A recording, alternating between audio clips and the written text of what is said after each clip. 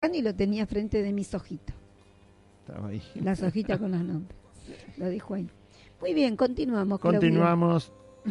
Estamos perdón, leyendo el Evangelio según San Juan, porque ya terminamos el libro de Romanos y hemos empezado el Evangelio según San Juan y vamos a continuar por el mismo Evangelio hasta terminarlo. Todos los demás libros, todas las cartas de Pablo las hemos leído, las de Pedro también, las de Juan también, Santiago, y hemos leído Judas, así que solo no, nos queda todavía leer los 4 evangelios, el libro de los Hechos, que es la continuación de los evangelios, Hebreos, la carta a los Hebreos, y finalmente el Apocalipsis, ¿sí?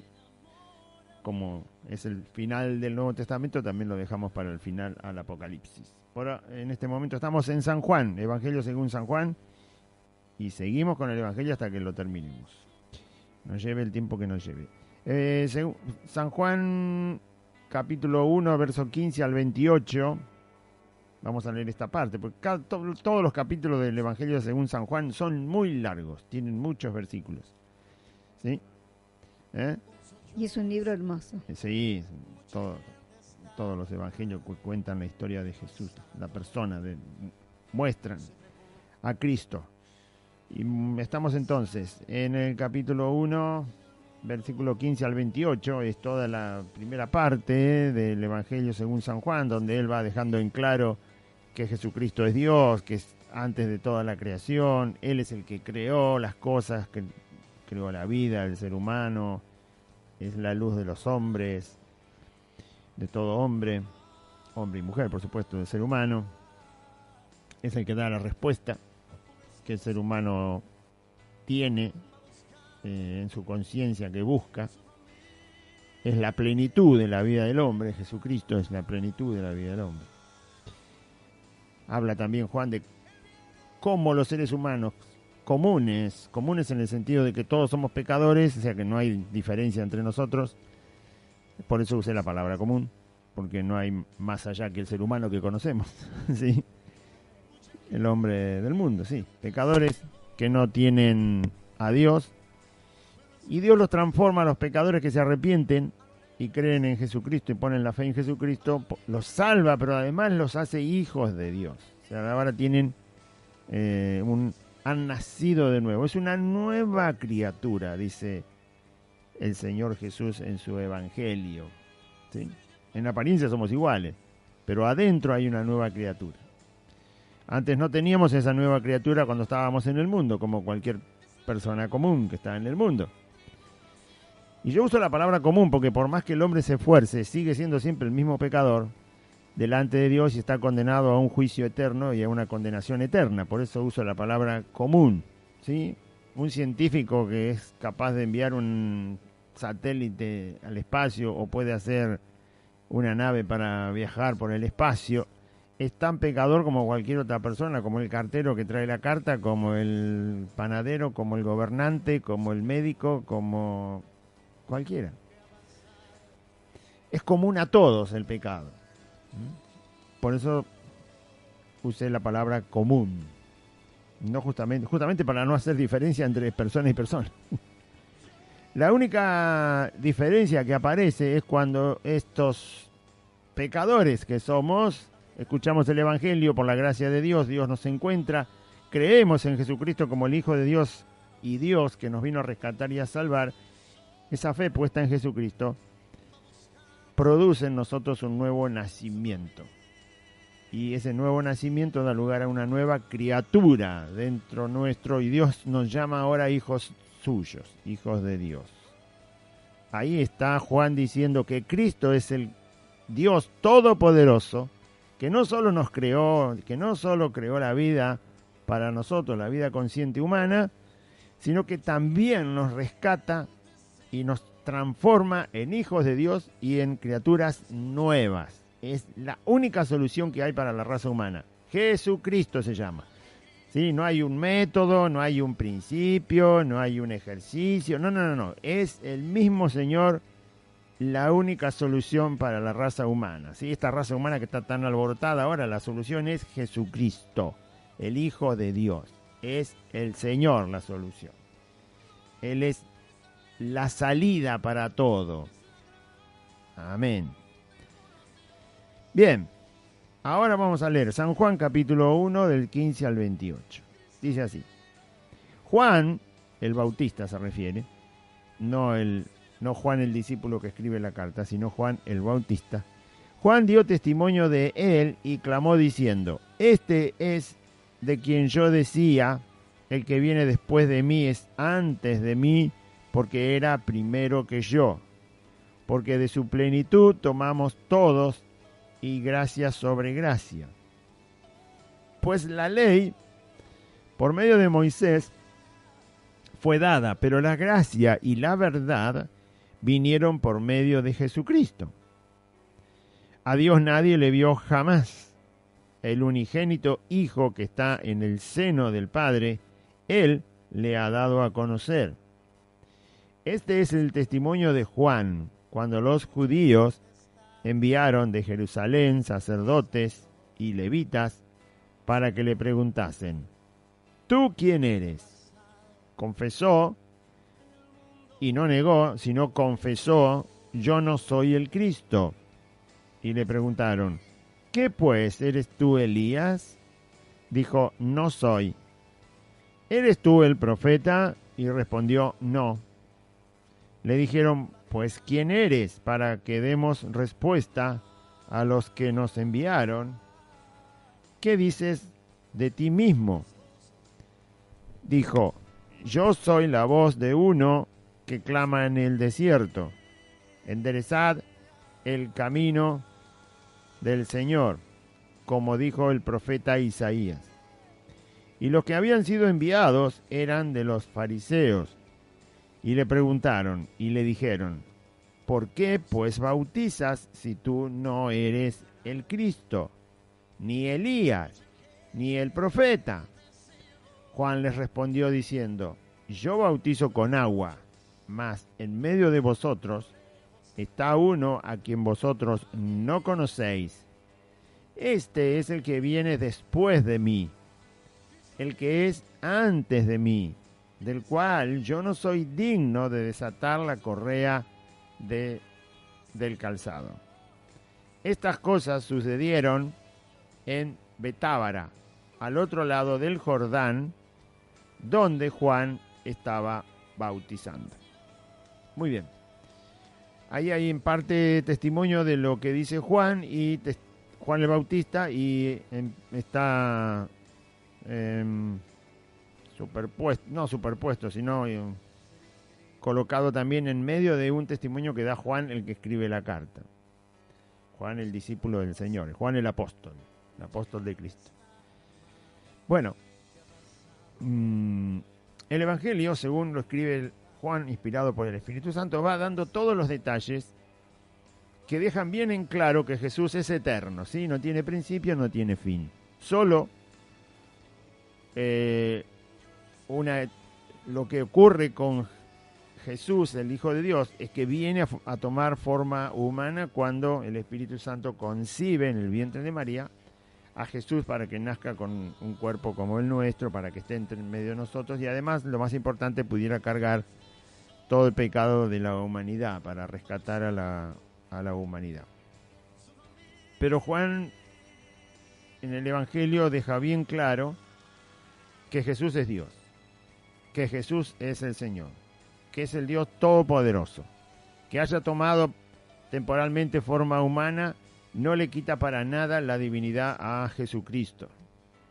No quita de su persona el hecho de quién es. No disminuye para nada la autoridad de Dios que posee. Por lo tanto, así lo debemos nosotros entender. O sea, Jesús es Dios, aunque la gente no quiera creer en Él, Él es Dios. Y un día lo van a tener que enfrentar como juez. Por lo tanto, está dejando bien en claro, a través de todo lo que dice y lo que Juan el Bautista también dice, de que Jesús es presentado en este Evangelio directamente tomando como más importante la divinidad de Jesucristo. Hay mucha gente que no cree que Jesús es Dios. Creen que es un hijo de Dios. Creen que es un profeta muy elevado en cuanto a lo que pudo enseñar y traer a la humanidad. Alguien que no pudo ser superado como persona, que habló sabiduría, que hizo cosas muy poderosas. Pero bueno, toda la gente que no tiene la concepción exacta de Cristo está en un error, no tiene el conocimiento correcto, o sea, mejor dicho, no acepta exactamente quién es Cristo. Por eso la Biblia dice que para ser salvo hay que confesarlo como Señor, que significa Dios absoluto, ¿sí? Señor absoluto de todo, Dios sin principio y sin fin. No tiene principio ni fin el Señor Jesús. Es más, todas las cosas que están entre el alfa y el omega están dentro de Él. Él es el alfa, Él es la omega, Él es el principio de todas las cosas, Él es el final de todas las cosas, Jesucristo el Señor. Bueno, ahí está un poco alto. Ahí está. Ahí está. Muy bien, entonces, vamos a leer, usted y yo, que decimos que estamos en el camino del Señor, el Señor es el Señor, no se puede discutir. No puede ser que la iglesia todavía no sepa a quién tiene que obedecer.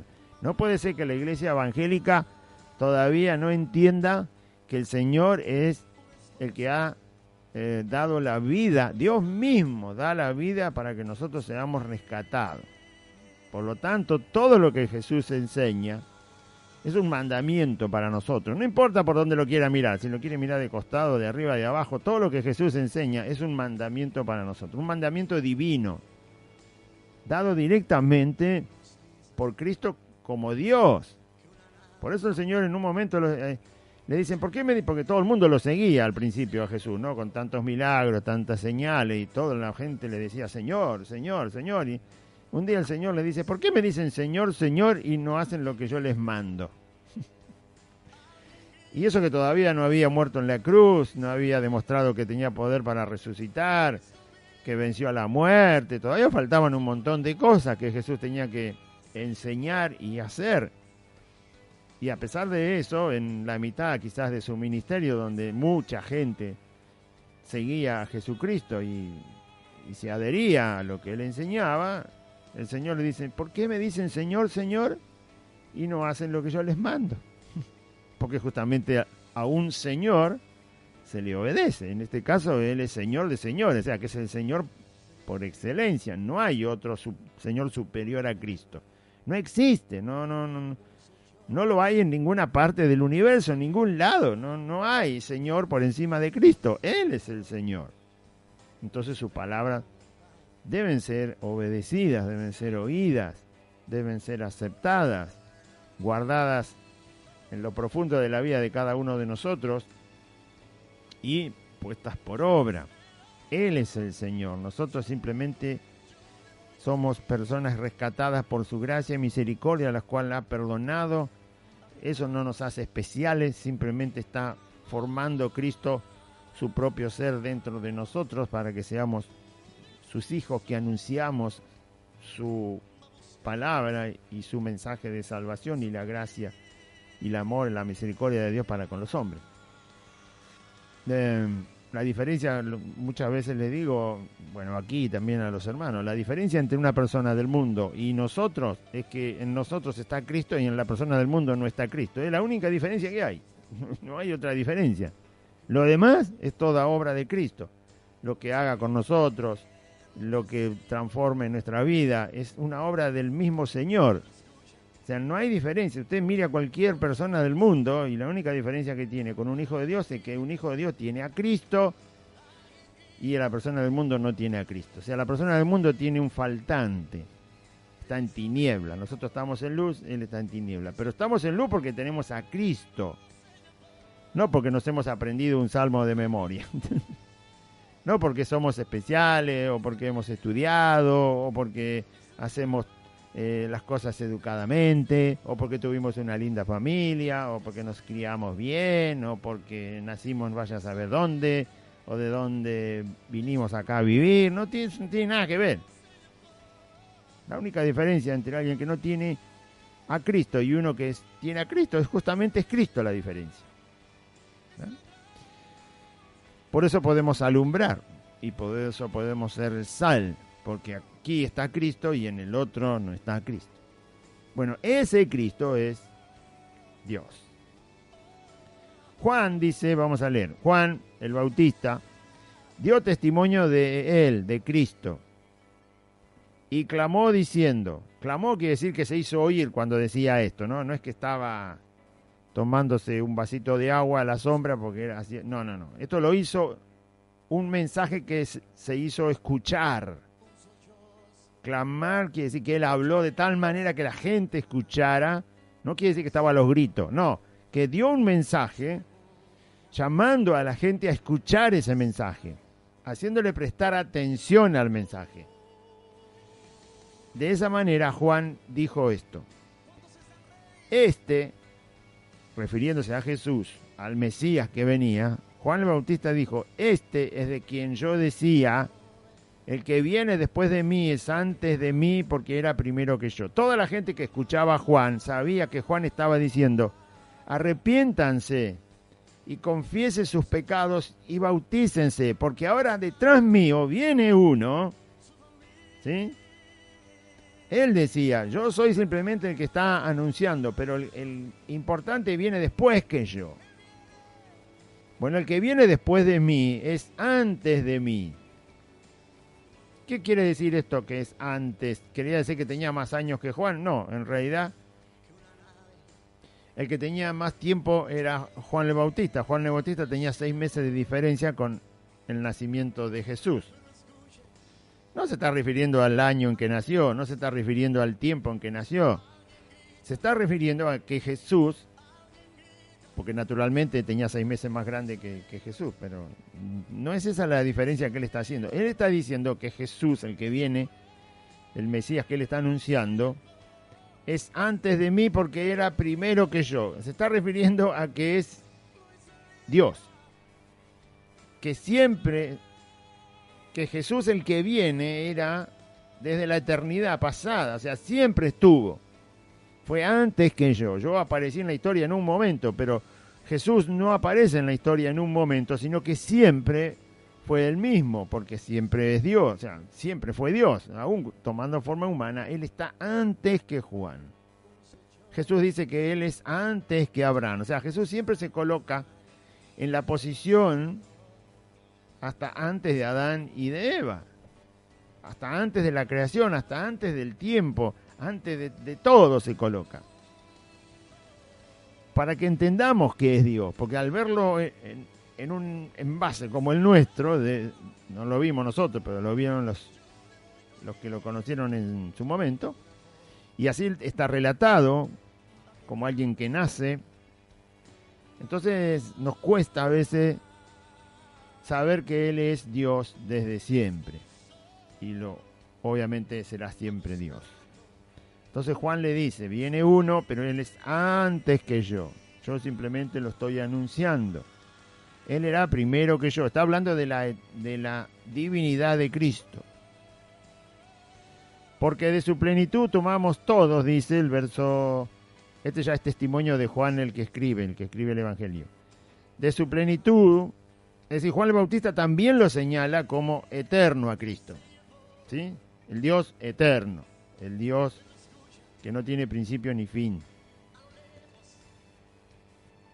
Porque de su plenitud, de la plenitud de Cristo, tomamos todos y gracia sobre gracia. De Cristo, que es el creador de la vida, como dice al principio, todos tomamos, la vida que tenemos viene de Cristo. Por eso el hombre tiene conciencia de la vida, y esa conciencia de la vida, en su conciencia, aún entenebrecida, oscura, pervertida por Satanás, por el demonio, esa vida que hemos recibido busca la fuente de donde vino. Por eso el hombre quiere saber de dónde ha venido. Por eso el anhelo, aún los ateos quieren saber de dónde vinieron, quieren tener la certeza, la seguridad, porque su conciencia se lo demanda, porque la plenitud de la vida, la gracia que tiene la vida del ser humano, se lo demanda. Se lo demanda. No hay manera. Y es lo mismo que nosotros estamos acostumbrados, por ejemplo, acá en Buenos Aires, a tener un máximo de verano 40 grados, 41, bueno, sensación térmica 47, pero si un verano empieza con 47 grados y van pasando los días y la temperatura no baja, sino que sube a 48 y pasa una semana y sigue a 49, todo el mundo va a querer saber qué está pasando. Acá nunca tuvimos esa temperatura. ¿Qué es lo que está ocurriendo? Queremos saber de dónde está apareciendo tanta temperatura, si nosotros en este lugar del mundo jamás tuvimos esas temperaturas. Así también la conciencia humana demanda la respuesta de la existencia humana, aún en el ateo, aún en el incrédulo, aún en el mundano, aún en el peor de los seres humanos, porque nosotros bebimos la vida, o sea, dice acá, de la plenitud de Cristo tomamos todos tomamos la vida de Él y Él es la fuente, es el dador de la vida. Tenemos algo que nos ha dado Cristo, aun cuando todavía no estamos en el camino, y por lo tanto tenemos esa gracia. La vida es una gracia, es un regalo. Dios se lo puede dar si quiere a una piedra, Dios puede darle vida a lo que no tiene vida. Es más, nosotros vinimos de la tierra moldeada por las manos de Dios y después Dios nos dio vida. O sea, Dios puede tomar cualquier cosa y darle vida. Tiene ese poder, tiene esa capacidad asombrosa de dar vida y la clase de vida que Él quiera, porque todas las clases de animales que hay en el mundo son impresionantes y le ha dado vida hasta lo más microscópico, le ha dado vida, le ha dado existencia, y a nosotros nos dio la culminación de la vida en cuanto a la conciencia de la vida. O sea, Dios puede hacer vida de la clase que Él quiera, la de un cocodrilo, la de un mosquito, la de un elefante, la de un águila, la de una abeja, de una hormiga, y ahí en esa vida, en esa forma de vida animal que ha creado, pone condiciones, pone la supervivencia, pone todo lo que necesita, los sentidos que necesita para sobrevivir, para multiplicarse. Es asombrosa la capacidad de dar vida que Dios tiene y las formas de vida que Dios tiene.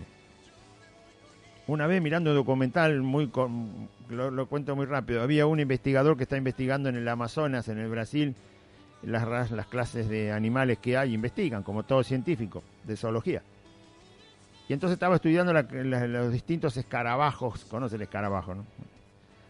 Los distintos escarabajos que encontraba por la selva, andando por los lugares de la selva. Y entonces los que siguen los documentales y hacen las notas, porque todo eso se publica, lo estaba entrevistando y le dice al científico con su grupo de científicos, le dice, bueno, ¿qué noticia tiene de haber andado por ahí y haber averiguado? Bueno, dice, ya encontramos más o menos 2.500 clases de escarabajos diferentes en el sector de la selva que estamos haciendo toda la relevación de animales que hay. 2.500 clases distintas de escarabajos. El mismo animal, pero 2.500 clases diferentes.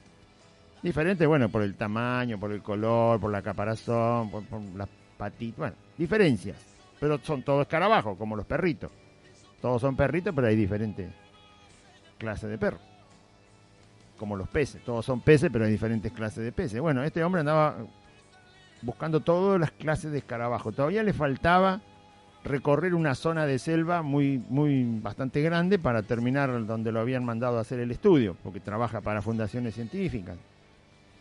Y entonces le dice al periodista, bueno, mire, ya encontramos 2.500 clases de escarabajos diferentes y estamos seguros que cuando terminemos la zona que nos falta, vamos a andar más o menos en los 4.500, porque a medida que iba avanzando iba encontrando diferentes escarabajos. Por lógica, si seguía caminando en la selva, iban a encontrar fácil casi la misma cantidad, por lo que le faltaba recorrer. Y entonces el periodista le dice, 4.500 clases de escarabajos van a relevar más. Y calculamos que sí, le dijo el científico. Vamos a hacer todo el recorrido hasta terminar. Por supuesto que habrá más en otra zona, pero el Amazonas es inmenso. Y entonces le pregunta al periodista, le dice, ¿Y qué le parece a usted? ¿Por qué hay tantas clases de escarabajos diferentes? Como las hormigas, que conocemos que son diferentes, pero son hormigas. Dice, ¿por qué hay tantas de un animalito tan insignificante, tan que anda por ahí? Entonces le pregunta al científico a ver si tenía una teoría de por qué hay tantas clases, qué pasó, evolucionaron o qué sé yo, ¿no? Y entonces, y el científico le responde al periodista, no sé, la verdad que no hay ninguna respuesta científica, no hay ninguna. El caso es que esos 4.500 clases de escarabajos están ahí y son distintos entre ellos, son todos escarabajos. Dice, la verdad que no sé, pero me parece que a Dios le gustan los escarabajos, dijo. Claro, no encontraba ninguna respuesta científica. ¿Por qué tantas clases? Yo no sé cuántas clases de hormiga hay, nosotros conoceremos 5 o 10 clases de hormiga, quizás hay más, pero 4.500 clases de escarabajos diferentes. ¿Qué razón me da?, le decía el periodista. No sé, lo único que le puedo decir es que a Dios le gustan los escarabajos. Bueno. Por ejemplo, no hay 4.500 clases de patos, tampoco hay 4.500 clases de gallina, tampoco hay 5.000 clases de águila. No hay tanta cantidad de un mismo animal. No tenemos 5.000 clases de leones. O sea, hay 2 o 3 nomás. El león africano, el de la India, y acá le llaman al puma el león de América, pero no hay tantas clases.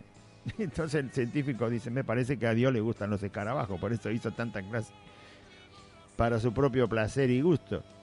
Y puede ser que sí. Bueno, Él es el creador de toda la vida. Seguimos leyendo.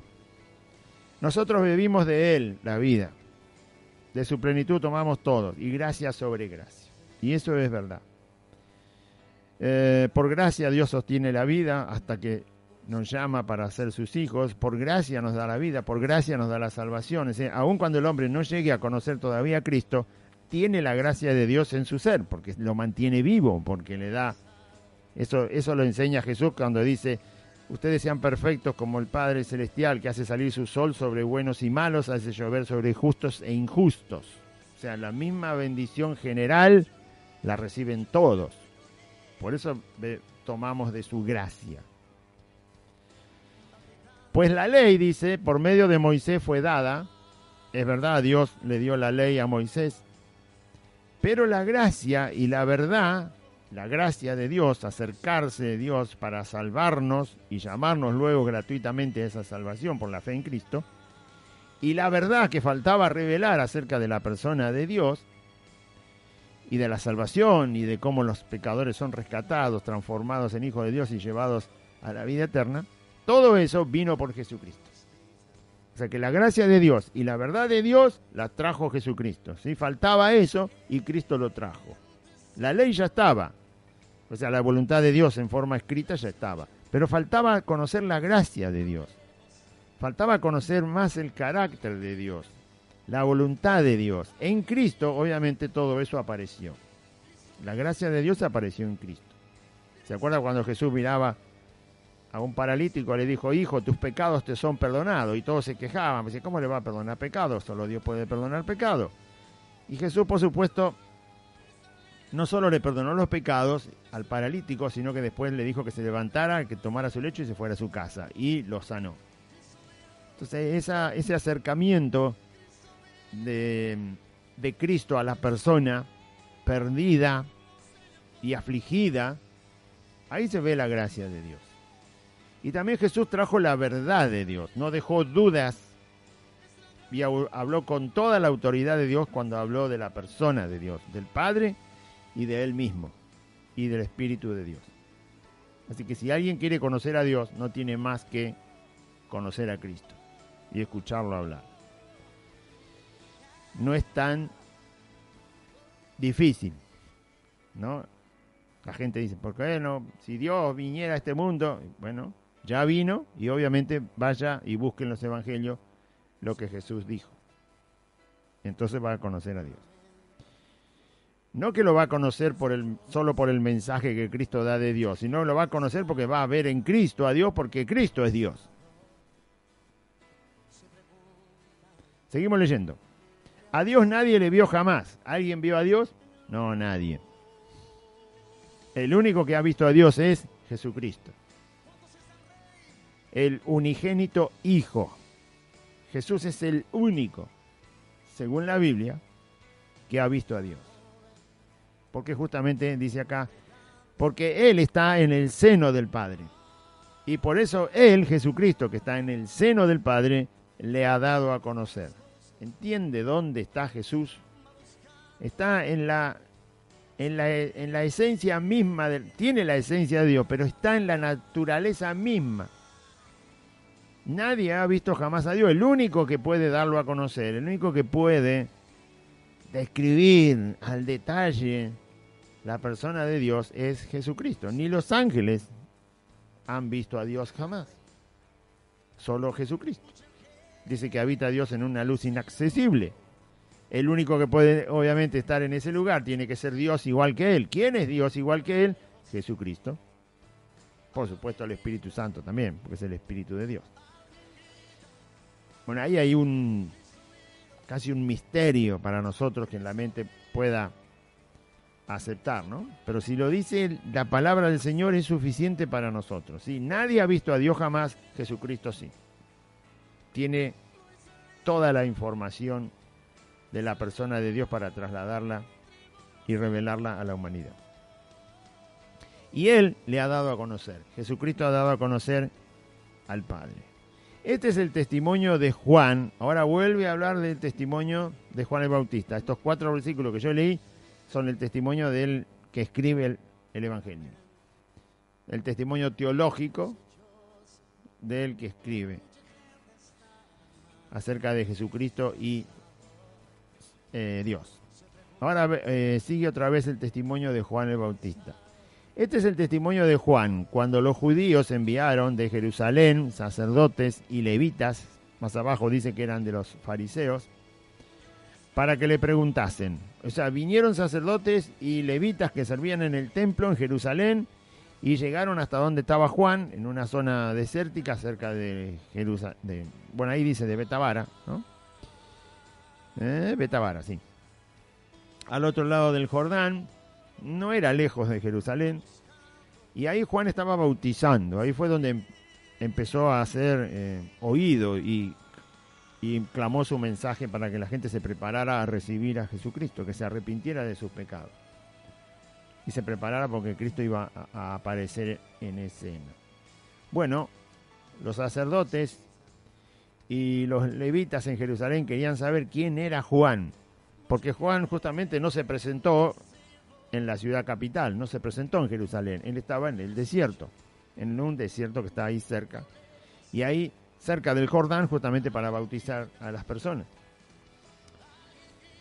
Como no se presentó en la ciudad, entonces enviaron a que pregunten quién es, quién eres, ¿sí?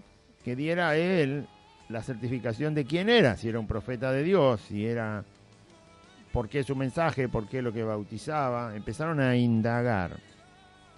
Muy bien, Juan el Bautista responde. Y van preguntas y respuestas, preguntas y respuestas.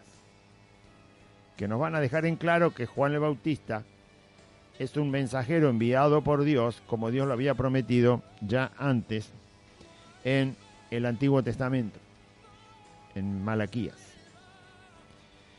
Dice de esta manera: no se olvide que hacía 400 años que no había profeta en Israel. 400 años que Dios no envió a ningún profeta de parte de él a hablarle a los israelitas. 400 años.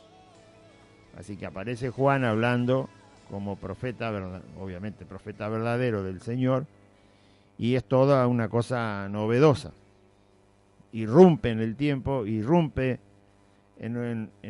después de tanto silencio de parte de Dios, y por supuesto salieron a ver quién era antes que apareciera Jesús en escena. Dice verso 20, los sacerdotes y los levitas le preguntaron a Juan el Bautista: ¿tú quién eres? Y Juan el Bautista dice, acá dice que él confesó, porque la pregunta era ¿quién eres? y dijo, yo no soy el Cristo, el enviado de Dios, yo no soy el ungido de Dios, el Mesías, yo no soy el Mesías.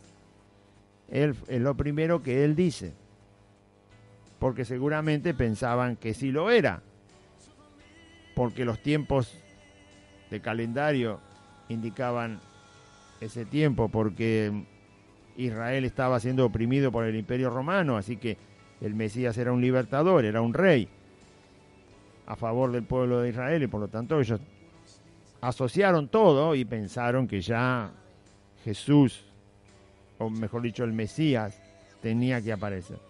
Él niega, no que niega, sino confiesa, porque si él lo dice en forma de negación, hubiera sido entendido como que no tenía nada que ver con Jesucristo, y era todo lo contrario. Él era el que le estaba preparando los corazones a las personas para que escucharan luego a Jesucristo.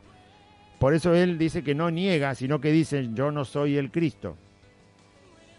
Si hubiera utilizado otra forma de hablar, él hubiera dicho algo así como, yo no soy Mesías, o no tengo nada que ver con el Mesías. Por eso dicen, no soy yo el Cristo.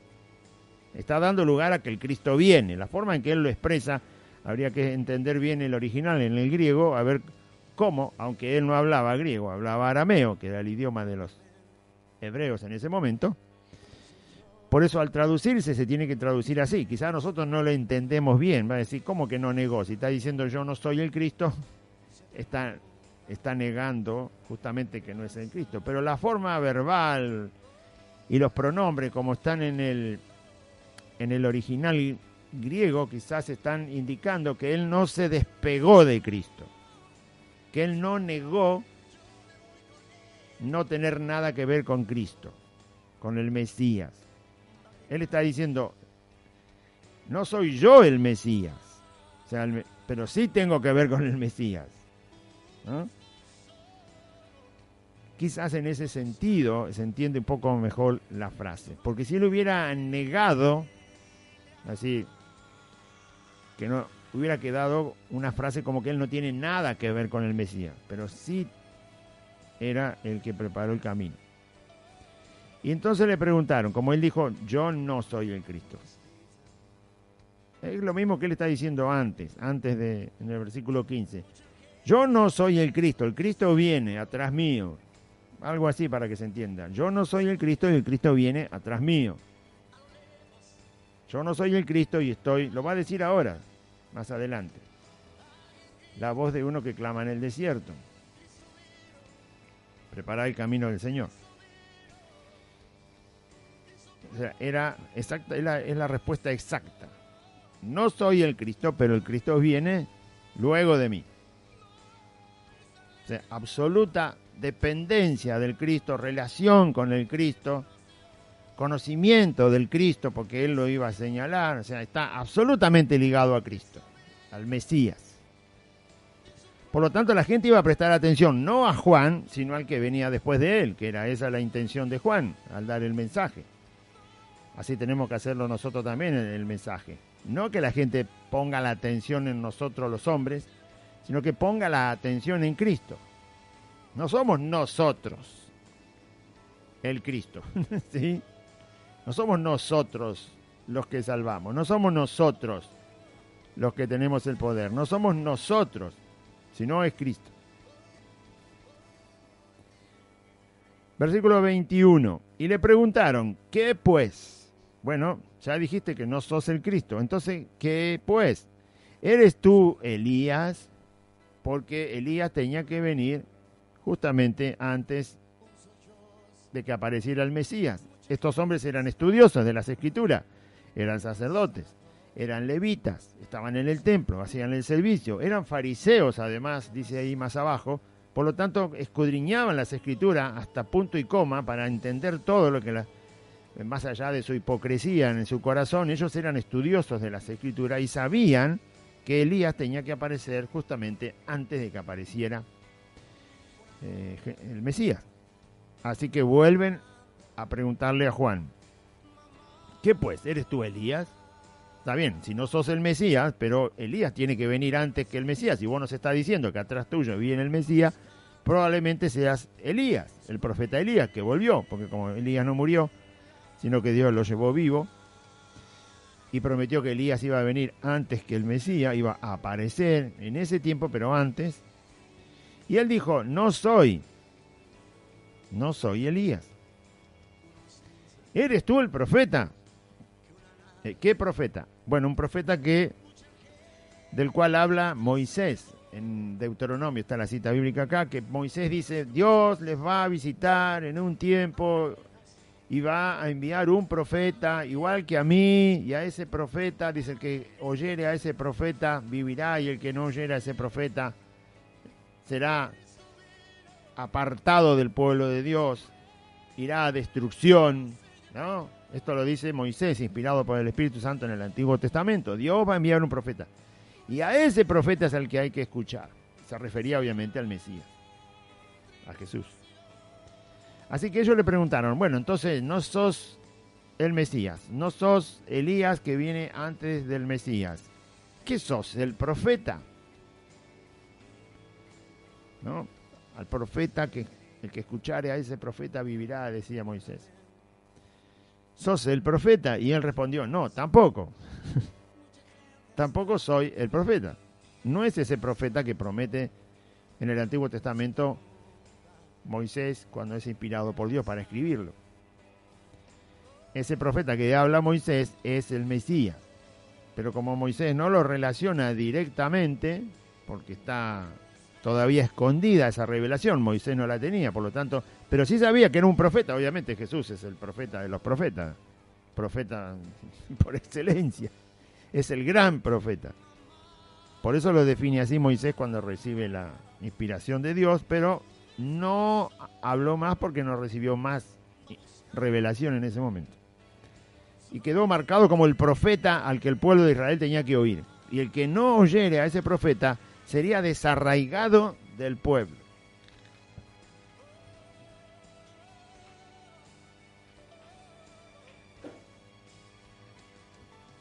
Muy bien. Acá estamos otra vez. Disculpe el silencio. Entonces, tampoco soy el profeta. Y es verdad lo que Juan el Bautista está diciendo. Entonces le dijeron, pues, ¿quién eres? Ya que se acabaron las opciones, no había más. No era el Mesías, no era Elías, no era el profeta prometido en el Antiguo Testamento por boca de Moisés. Entonces le dijeron, bueno, ¿quién eres? Para que podamos dar respuesta a los que nos enviaron. Ellos vinieron con una pregunta para saber quién era Juan, qué estaba haciendo, por qué bautizaba, y los que le habían enviado eran los de la ciudad de Jerusalén. Los que tenían cargos más altos que ellos y por supuesto tenían que volver con una respuesta. Pues, ¿quién eres? Nosotros tenemos que saber bien quién es Jesucristo cuando lo damos a conocer, cuando lo predicamos. Tenemos que aprender todo lo necesario de la persona de Cristo. Primero y principal, es Dios. Es el que vino en forma humana para rescatarnos de nuestro pecado. Por eso la Biblia tiene como mensaje central a Cristo, porque justamente es el mensaje más importante. Es de conocer a Dios por medio de Jesucristo, y la persona de Jesucristo que se conoce cuando uno lee la Biblia es la persona de Dios. Y entonces dice, bueno, pues ¿quién eres tú para que demos respuesta a los que nos enviaron? ¿Qué dices de ti mismo? Estaban esperando que Juan se defina a sí mismo. Y Juan lo hace y les dice, yo soy la voz de uno que clama en el desierto. O sea, yo soy la voz en el desierto que tiene este mensaje que es enderezad el camino del Señor, como dijo el profeta Isaías. ¿Sí? Enderecen sus caminos. Esa es la voz en el desierto que dice, viene el Señor, viene el Mesías. Y el mensaje era directo para los judíos, porque después se trasladaba a nosotros, pero nosotros no entendíamos nada de que venía el Mesías, porque no sabíamos nada. El pueblo no judío no tenía ni idea de que vendría un Mesías, no conocían al verdadero Dios, al único Dios. Entonces, por lo tanto, el mensaje es a los judíos y luego trasladado a nosotros, pero ellos sabían que había que preparar los corazones porque venía el Señor. Enderezad el camino del Señor, como dijo el profeta Isaías. Es un pueblo que estaba esperando al Mesías. Es decir, pónganse en el camino, preparen su vida para que escuchen al Señor que viene. Preparen sus corazones, por eso Juan llamaba al arrepentimiento, porque si no la gente no iba a percibir en Cristo la persona del Mesías. No iba a percibir que estaba el Señor que los había creado en medio de ellos. No lo iban a entender. Un corazón que no se aparta, que no se arrepiente. Por eso dice la Biblia que los que no se arrepienten están por voluntad propia negando al Señor, por el corazón endurecido que tienen. Por eso Juan llamaba al arrepentimiento. Enderezando los corazones, alineando los corazones para que las personas, al escuchar a Jesús, le aceptaran. Y fíjese, los 3 años que predicó Jesús lo terminaron gritando que lo crucifiquen. Que si Dios no hace la obra, hermano, si Dios no toca el corazón, si Dios no abre los ojos para creer y para entender, es en vano. El hombre vive en una vanidad. Dios visitó el mundo y el hombre todavía no lo quiere aceptar. Todavía pone tropiezos. Todavía dice que es un mensaje, bueno, es un mensaje entre tantos mensajes. Es un mensaje para los débiles, para los que no tienen esperanza, para que vivan con la ilusión de la esperanza del cielo, ¿no? Y así nos dicen. Pero Dios visitó el mundo, vino a salvar a las personas, dio todas las certificaciones de que Cristo es Dios, y todavía se siguen escabullendo. Lo siguen evitando a Dios. Teniendo testimonio. Porque si no hubiera testimonio, bueno, si Jesús nunca hubiera llegado, es hasta aceptable de que la gente no creyera en Jesucristo si nunca hubiera venido. Pero vino. Si mañana aparece un marciano y se pone a hablar ahí con no sé quién, todo el mundo va a querer ir a ver al marciano que vino. Y todo el mundo se va a enterar del marciano y todos van a querer ir a conocer al marciano. Vino Cristo y lo ignoraron. Vino Dios y lo enfrentan. Vino Dios y se excusan. Vino Dios y lo ponen en duda. Vino Dios y son incrédulos. Vino Dios y lo usan para cuestiones políticas orgullosas y soberbias en la vida humana. Nosotros que le conocemos le debemos dar a conocer al resto. Yo soy la voz de uno que clama en el desierto, enderezad el camino del Señor, como dijo el profeta Isaías. Y los que habían sido enviados eran de los fariseos. Esto lo dice porque cada vez que Juan el Bautista está citando un pasaje del Antiguo Testamento, está citando las profecías acerca del que el Mesías venía, estos fariseos sabían exactamente lo que estaba diciendo porque conocían esas profecías, de memoria se las conocían. Por eso dice, estos eran de los fariseos. Por lo tanto, Juan le está dando la respuesta, no, se las está dando basándose en el Antiguo Testamento. Él está respondiendo en base a lo que el Antiguo Testamento profetizaba, avisaba y anunciaba de antemano que el Mesías venía y que alguien iba a preparar el camino, que iba a preparar el momento antes de que el Mesías se hiciera público. Por lo tanto, estos hombres entendían muy bien la respuesta de Juan el Bautista. Eran teólogos y estudiosos a pleno de la Biblia.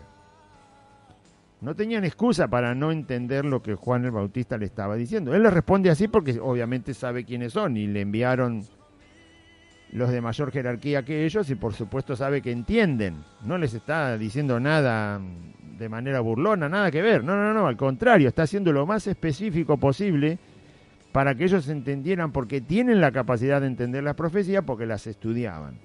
Por lo tanto, les da la respuesta bien exacta y bien fundada en las Escrituras para no ponerle ningún tropiezo a este tipo de personas que vinieron a preguntarle. Obviamente porque el amor de Dios estaba en Juan el Bautista, para que vayan y respondan, vayan y digan las respuestas que yo les di, y no se olviden que las cité del antiguo, de la palabra del Señor. Y le preguntaron y le dijeron, ¿por qué pues bautizas si tú no eres el Cristo, no eres Elías y tampoco eres el profeta? ¿Por qué ellos pensaban que Juan no podía bautizar? ¿Por qué ellos veían una contradicción? ¿Por qué estás bautizando a la gente si vos no sos ni el Mesías, no sos Elías, tampoco sos el profeta? O sea, querían ver de dónde viene la autoridad de dónde viene la orden de que Juan bautizara, si simplemente era uno que estaba preparando el camino para el Señor. Debería haber dejado él el bautismo para otros. O sea, solamente tenía que hacer un trabajo de avisar a la gente que venía el profeta o que venía Elías o que venía el Cristo. Entonces, ¿por qué bautizás?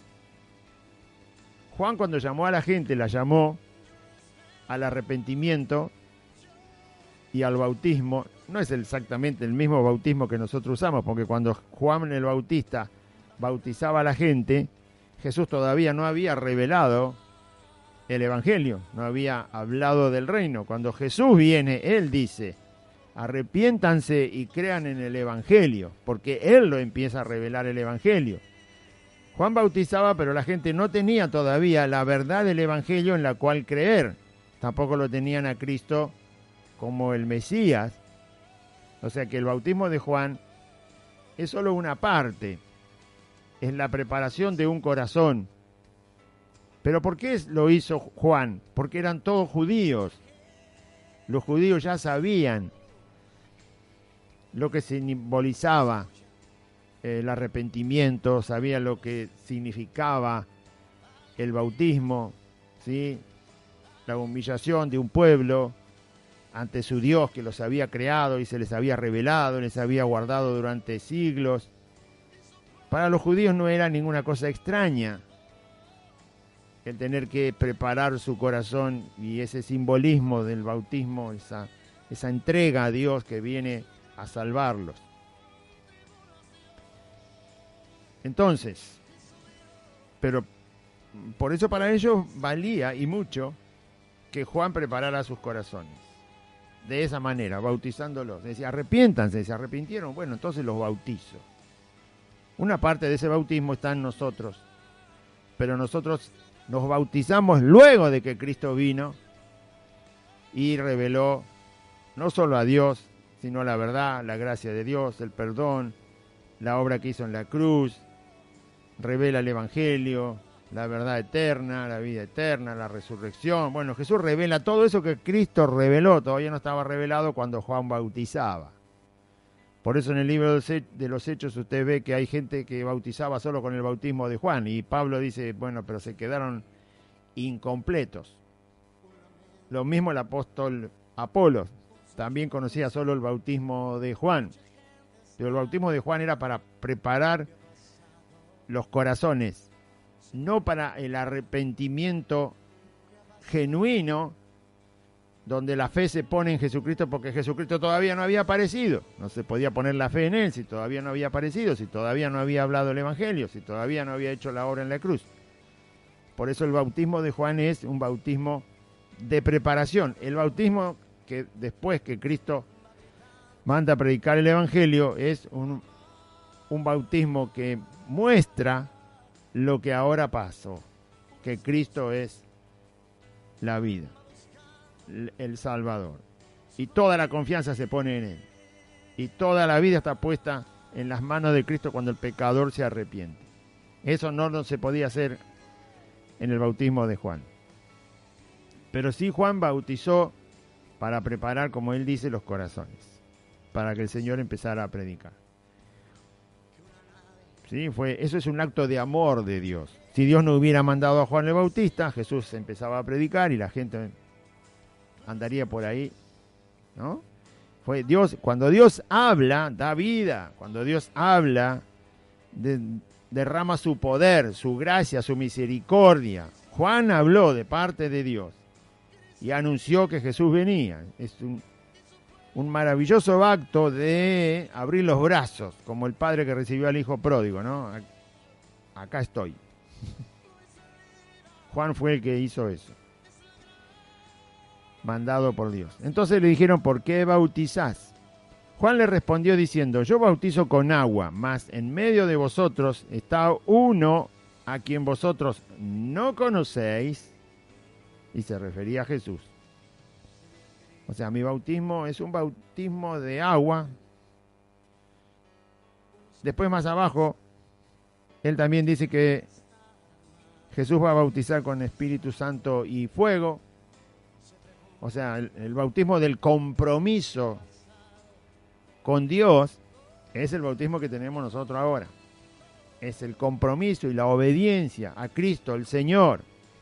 Morir al mundo, resucitar para Cristo, resucitar con Cristo. Es absolutamente separado de todo lo que el mundo es y el mundo da. Ese bautismo es un bautismo que representa la entrega del corazón, de la voluntad de la persona, completamente al señorío de Jesucristo. Entonces Juan les dijo, yo bautizo con agua. Es una preparación, nada más. No era el bautismo definitivo, porque faltaba Cristo todavía. Faltaba el anuncio, faltaban 3 años de predicación, de revelación de la verdad y la gracia de Dios. Pero en medio de ustedes hay uno a quien ustedes no conocen. Este es el que viene después de mí. Como dándole a entender, Él va a dar el verdadero bautismo. Él va a enseñar realmente cómo se entra al reino de Dios. Él les va a explicar el reino, cómo entrar, cómo nacer en el reino, cómo vivir en el reino, cuál es la ley del reino, cuál es la verdad del reino de Dios, del reino de Cristo, el evangelio, la salvación, la justificación, la santificación, el perdón de pecado, la vida eterna, la resurrección de los muertos, la eternidad. Él les va a decir todo. Este es el que viene después de mí, el que es antes de mí. Lo mismo que decía en el versículo 15, el primero que leímos. Este se lo dijo también a los fariseos, para que den respuesta. O sea que inmediatamente cuando estas personas se van a Jerusalén y llevan la respuesta a las jerarquías más altas que ellos en cuanto a la religión y al cumplimiento de la palabra de Dios, tuvieron la respuesta precisa, exacta y de verdad de la boca de Juan el Bautista. Sin embargo, Jerusalén, los líderes religiosos de Jerusalén no se prepararon, no se bautizaron. Jesús después se los reprocha y dice, ¿por qué no se bautizaron cuando Juan el Bautista empezó a predicar? Porque no se querían arrepentir, porque no reconocían que eran pecadores que necesitaban la gracia de Dios. Y fueron, obviamente, el centro de la enemistad que Jesús tuvo, siempre fue Jerusalén. Fue el peor lugar en cuanto al enfrentamiento que Cristo tuvo con sus enemigos. Siempre fue Jerusalén la ciudad capital en aquel momento. Sin embargo, desde este instante, antes que Jesús apareciera ahí para bautizarse, Juan el Bautista ya le envió la respuesta, y los líderes religiosos, por su orgullo, por su soberbia, por su hipocresía, no escucharon, porque fueron los peores enemigos de Cristo desde el momento que Jesús empezó a predicar. Así que cada palabra que Dios nos habla, nosotros la debemos aprovechar.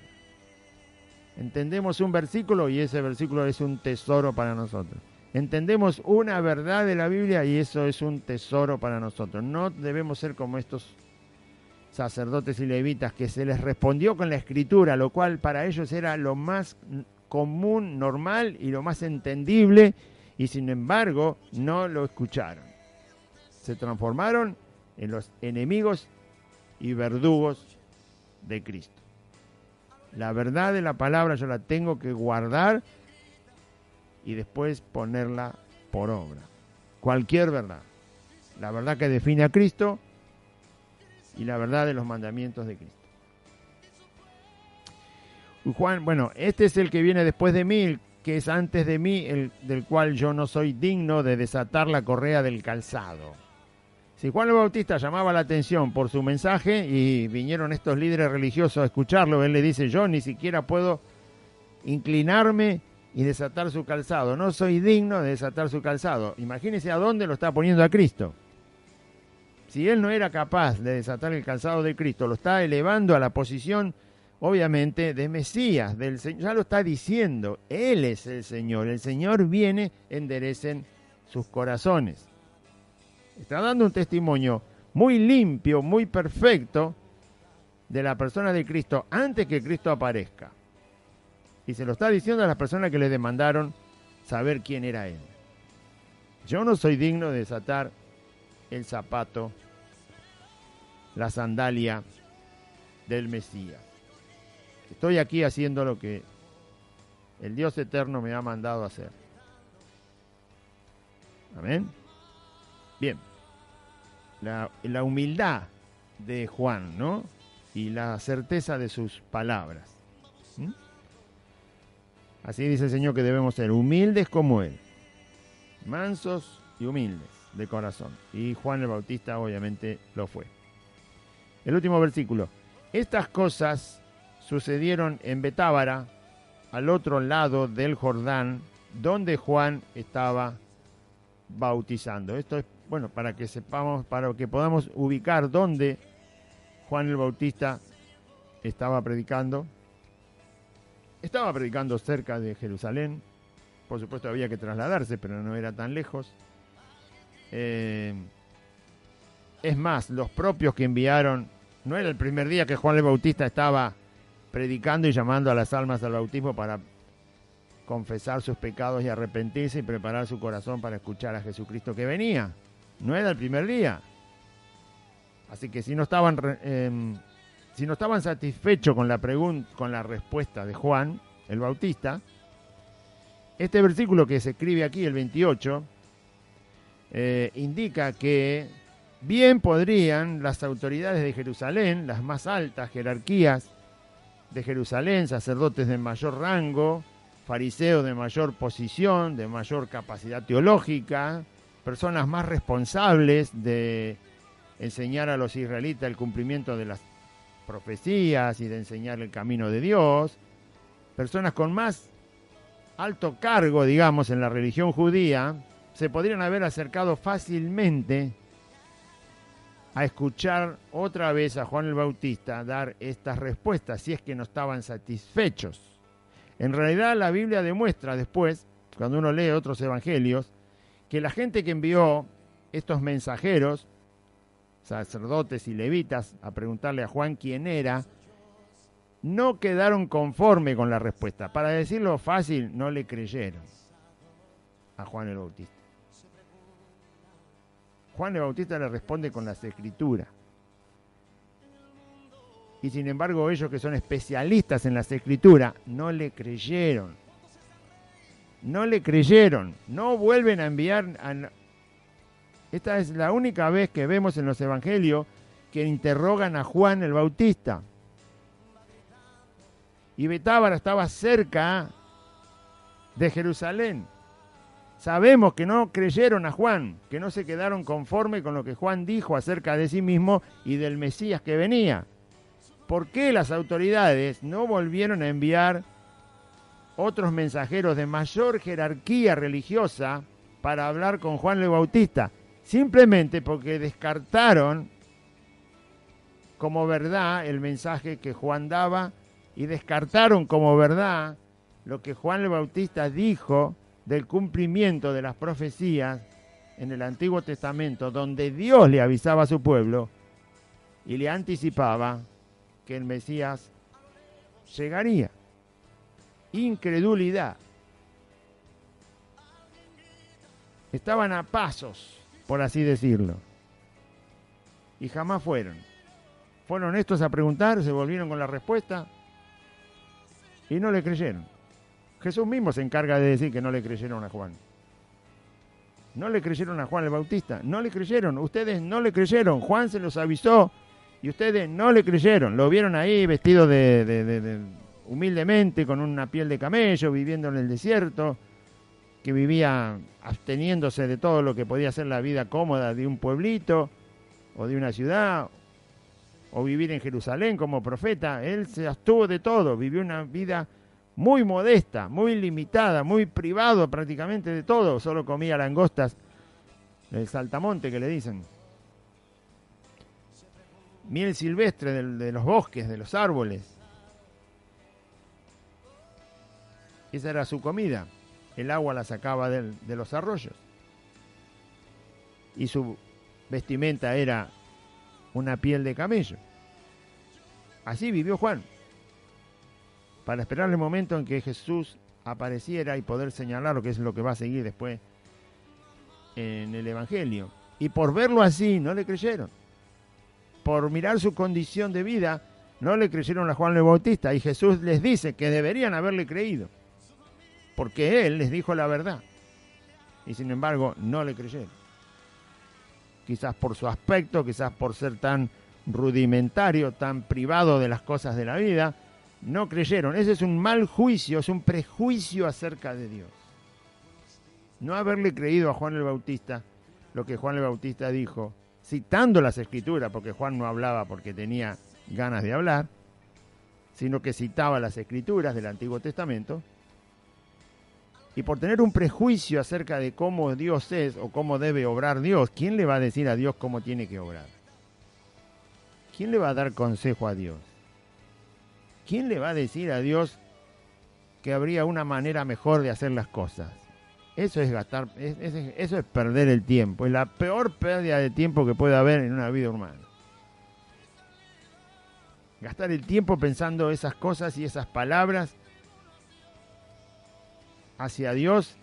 Usted le puede enseñar a un ser humano, le puede enseñar a su hijo, le puede aconsejar, qué sé yo, a su pariente, a su amigo, a su patrón, a su compañero de trabajo, a un gobernante, a quien quiera, a un médico si quiere, pero con Dios no, es perder el tiempo.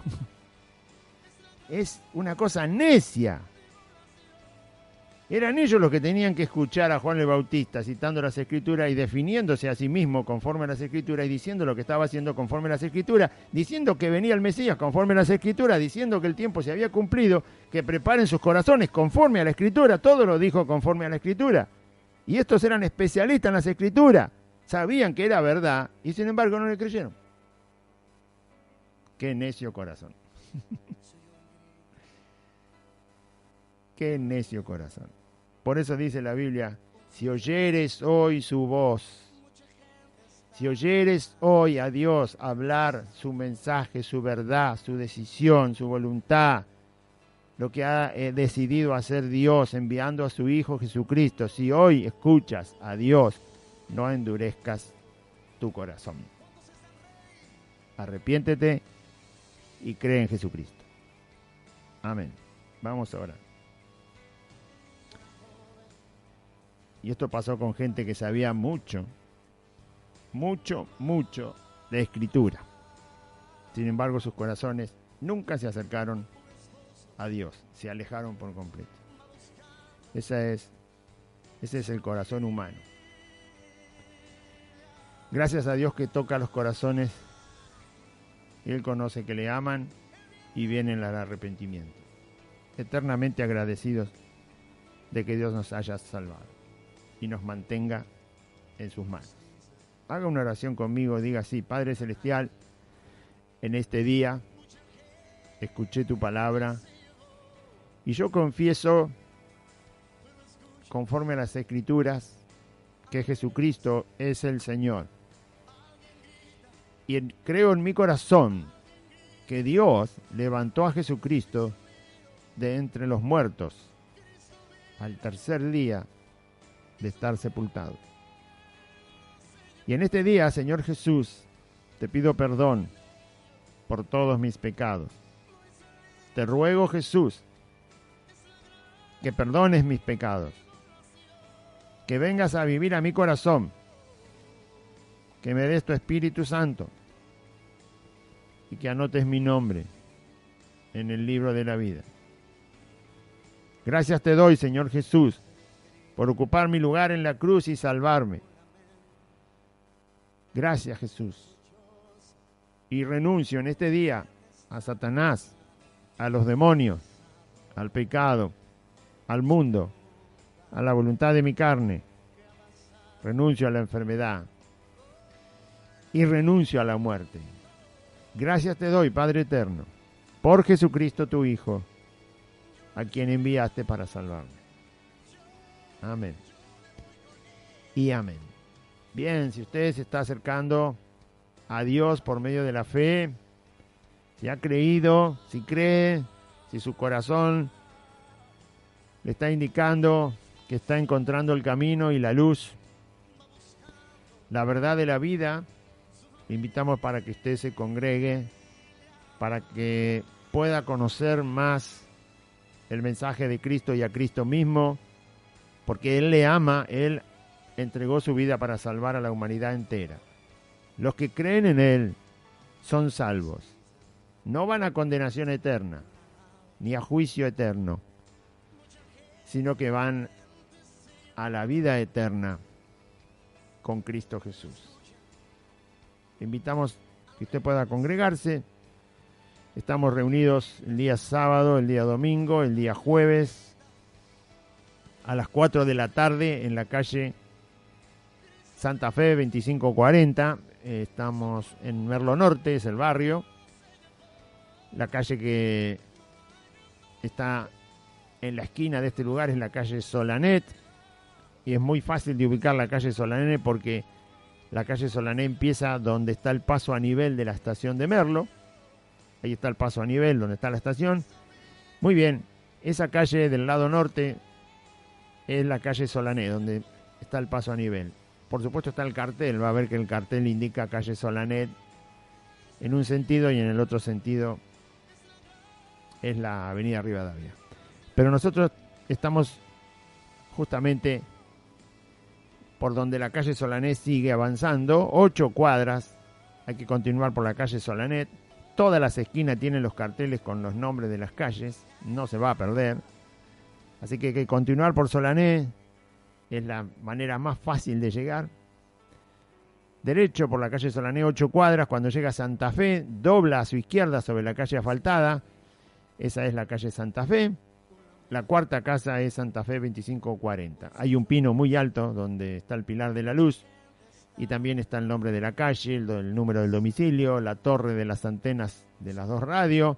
Muy fácil de ubicar, le invitamos, le esperamos con todo el amor de Cristo para que usted ande en los caminos del Señor, crezca en el camino de Cristo, conozca su palabra, su evangelio, su poder, su persona, su gracia, su misericordia, su bondad y pueda ser un discípulo de Cristo y un testigo de Cristo en este mundo perdido y en tinieblas.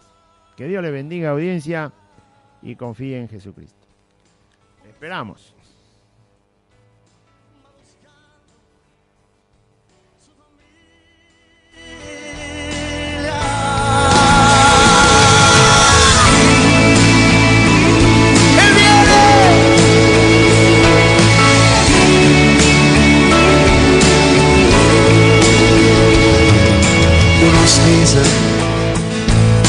Que una nave, mucha gente se llevó, pero escucha,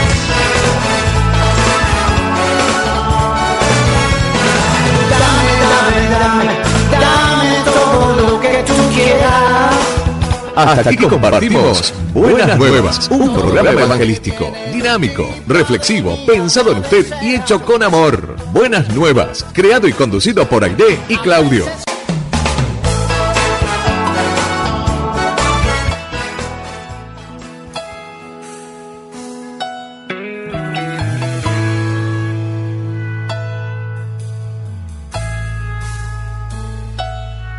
No dejaré